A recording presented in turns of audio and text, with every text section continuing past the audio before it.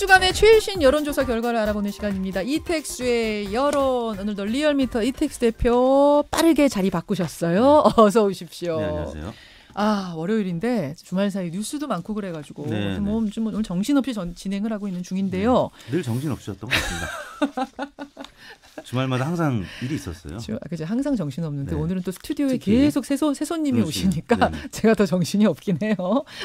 일단 오늘 주제는 아닌데 하나만 좀 제가 체크를 부탁드렸던 게 재보궐선거 4월 재보궐선거 얼마 안 남았고 선거운동이 본격적으로 지난주에 시작이 됐거든요. 그렇죠. 지금 지지율 어떻게 나오고 있는지 짧게 볼 수 있을까요? 네, 가장 최근에 발표된 여론조사 결과가 이제 저희 리얼미터가 경남 MBC 의뢰로 지난 16일, 17일 양일간 각 선거구 성인 남녀 500명을 대상으로 실시한 여론조사였는데 표본 오차는 95% 신뢰 수준에서 플러스 마이너스 4.4%포인트, 응답률은 6% 가량이었고요.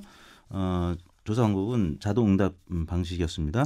자세한 내용은 중앙선거 여론조사 심의위원회 홈페이지를 보시면 되는데 일단 창원 성산 지역, 여기가 이제 노회찬 전 의원의 지역구였던 거기 재보궐선거거든요. 그렇죠. 예. 이 지역이 가장 이제 핫한 지역입니다. 지지율 격차도 크지 않았는데요. 자유한국당 강기훈 후보가 30.5%로 오차 범위 내에서 가장 높은 지지를 보였습니다. 그 뒤를 바짝 쫓는 후보가 정의당 여영국 후보였는데요. 29%, 1.5%포인트 차이니까 지금 박빙으로 우열을 가리기 어려운 상황이에요. 한국당하고 정의당이. 그리고 이제 여영국 정의당 후보와 단일화 연대 가능성을 두고 지금 단일화를 타진하고 있는 더불어민주당 권민호 후보가 17.5% 약간의 격차를 보이고 있습니다. 3위를 달리고 있고요. 정의당하고 민주당이 요 지역구에서 단일화할 가능성 얼마나 보세요?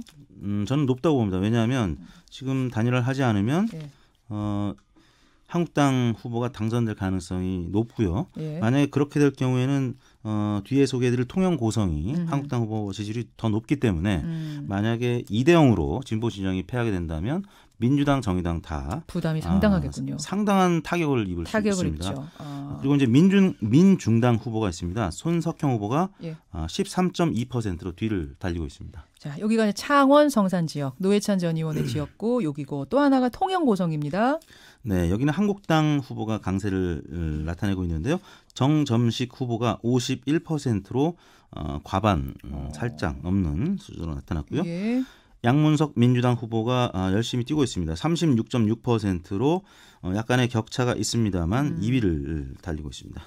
한국당 51%, 민주당 양문석 후보가 36.6%, 정점식 대 양문석. 여기는 차이가 좀 큰 상황. 이러다 보니까 더 창원 성산이 핫하다 이런 거군요. 그렇죠. 그래서 2대0으로 끝나게 될 경우에 만약에 진보 진영이 2대0으로 이길 수도 있는 것이고요. 가능성이 현재로서 크진 않지만 선거라는 것이 또 생물이기 때문에 그래서 어느 쪽이든 2대0으로 이기는 쪽은 굉장한 탄력을 받을 수가 있고요. 근데 이제 많은 전문가들이 볼 때는 창원 성산 지역이 단일화될 가능성이 높기 때문에 1대1 구도가 될 것이다. 여기가 참 이번 재보선은 미니 선거잖아요. 딱 두 곳밖에 안 하는 미니 선거인데도 저는 상당히 흥미가 가는 지점들이 있어요. 요 얘기는 잠시 후 댓글쇼에서 이택수 대표 이번 재보선이 갖는 의미 한번 분석을 해주시고 일단 스페셜 여론조사 가겠습니다. 스페셜 여론조사. 정당 지지도보다 스페셜 여론조사 좀 먼저 갈게요. 이번에 선거제 개편안과 함께 패스트트랙에 올리는 게 뭐냐면요, 여러분. 선거 연령 인하하는 문제거든요. 패스트트랙에 올려질지 어떨지 아직 모르겠습니다. 좀 불투명해 보이기도 하고 뭐 그렇긴 합니다만 또 올린다 하면 이것도 같이 올리는 거예요. 뭐냐? 현재 19세에서 18세로 낮추는 내용이 포함이 돼 있어요. 여야 사당은 여기에 합의한 상태고 한국당은 반대하는 상태고. 김현정의 뉴스쇼 의뢰로 조사 돌려보셨죠? 네, 저희가 지난 금요일 전국 19세 이상 성인 6,472명에게 접촉을 해서 최종 503명의 응답을 완료했습니다. 표본 오차는 95% 신뢰 수준에서 플러스 마이너스 4.4%포인트였는데요. 전화 면접과 자동 응답 홍용 방식이었습니다.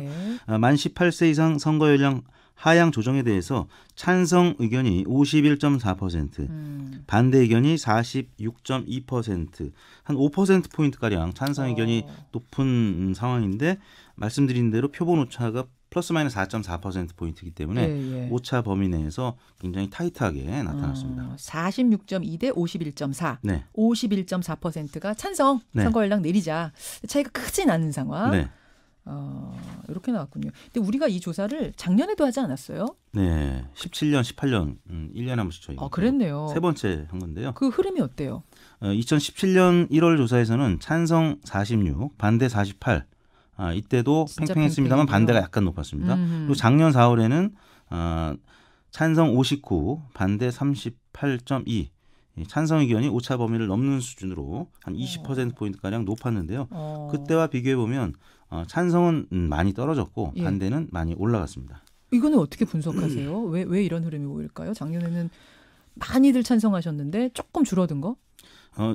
당시보다는 지금 대통령 지지율이나 민주당 지지율이 굉장히 이제 많이 떨어져서 그리고 이제 재보궐선거도 앞두고 있기 때문에 보역 갈등이 굉장히 첨예한 상황이죠. 그래서 단 1%포인트라도 아쉬운 상황이기 때문에 양측 다 그 지지하는 정당 입장에서 유권자들이 판단을 한 것이 아닌가. 또 내년 총선도 이제 1년 앞으로 다가왔기 때문에 그런 것 같습니다. 그러네요.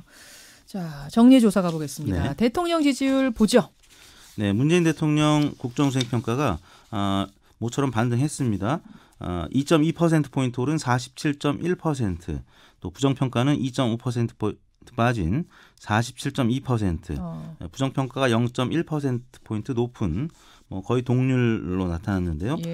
지금 부정평가가 3주 연속 긍정평가를 앞서고는 있는데 지금 부정평가의 상승세는 멈추고 긍정평가는 하락세가 멈추고 반등하는 그런 모습을 나타냈습니다. 지금 몇 주 만에 내림세 마감한 거예요? 한 3주? 4주? 예, 한 3주 만에, 그렇죠. 한 4주 만이군요. 4주 만에. 4주 만이죠. 한 달 만이죠. 이 내림세 멈춘 게. 이번 주, 지난주에 어떤 게 영향을 준 겁니까? 주 초 중반까지는 문재인 대통령이 동남아 순방을 마치고 김학의, 장자연, 버닝썬 사건들에 대한 철저한 수사 지시가 있었죠. 그다음에 이제 검찰 과거사위의 활동기간 연장 소식이 있었습니다. 그런 소식이 주 중반까지는 반등세로 작용을 했는데 주 중후반에는 동남아 순방 때의 외교 결례 논란, 또 장관 후보자들의 자질 논란, 또 보수 야당들의 대통령 서해 수호의 날 행사 불참에 대한 공세 등이 있었죠. 그래서 주 후반에는 소폭 빠지는 모습을 나타냈습니다. 그 개성 연락사무소 철수 문제라든지 트럼프의 트윗 요 북한 관련된 이슈는 아직 반영이 안 된 거죠. 네, 충분히 요 조사에는 충분히 반영은 안 된 주 상태라는 후반에 주말 거쳐서 이제 반영이 됐을 텐데 조사를 하지 않았기 때문에. 네. 알겠습니다. 어떻게 조사하셨어요? 네, 저희가 지난 월요일부터 금요일까지 닷새 동안 전국 19세 이상 유권자 34,359명에게 통화를 시도해서 최종 2,516명 응답을 완료했습니다. 7.3% 응답률, 전화 면접 그리고 자동응답 혼용 방식이었고요. 표본오차는 95% 신뢰 수준에서 플러스 마이너스 2%포인트였습니다. 여기까지 오늘의 여러 리얼미터 이택수 대표 수고하셨습니다. 네, 감사합니다. 김현정의 뉴스쇼는 청취자 여러분의 참여로 이루어집니다. 트위터, 페이스북, 레인보우 게시판, 그리고 단문 50원, 장문 100원의 유료 문자 샵 1212, 우물정 1212 통해 참여하실 수 있습니다. 김현정의 뉴스쇼, 여러분과 함께 만듭니다.